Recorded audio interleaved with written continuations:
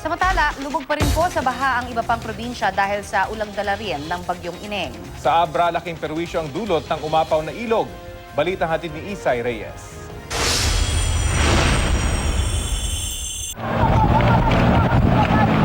Hanggang ngayon, isolated pa rin ang 3 barangay sa bayan ng Bangged sa Abra, habang 4 na bayan pa roon ang hirap mapasok ng mga sasakyan. Umapaw kasi ang Abra River sa mga kalsada at tayong mga balsa na lang ang sinasakyan para makatawid.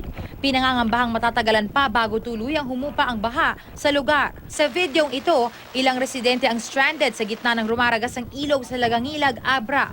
Ang rescue team agad rumisponde sa kaya ng rubber boat. Pero bago pa man sila masakluluhan, nakasakay sila sa isang balsa at lahat sila ay ligtas na nakarating sa tabing ilog. Muntik na ring tangayin ng ilog ang ilang lalaking ito sa bayan ng Manabo. Pilit silang lumangoy hanggang marating nila ang Pampang. Ayon sa PDRRMC, pumunta ang mga residente sa gitna ng ilog para sana iligtas ang kanilang mga alagang hayop, pero biglang tumaas ang tubig. Samantala, suspendido ang klase sa lahat ng antas ng eskwelahan sa Abra ngayong araw dahil pa rin sa pinsala ng bagyong Ineng.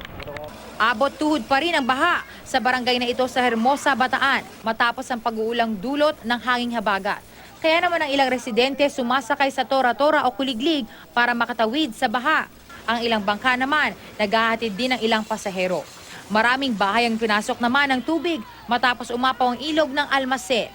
Umaasa naman ang mga residente na huhupa na ang baha, lalo't hindi na sila inulan nitong weekend. Gabi ng Huwebes nang mawala si Jovert Bumatay matapos tumawid ng ilog sa Nagilian, La Union.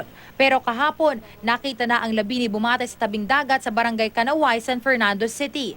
Ayon sa kanyang kaibigan na huli niyang nakasama, lumalangoy daw sila nang biglang lumaki ang tubig sa ilog at tinangay sila ng agos. Isay Reyes, GMA News.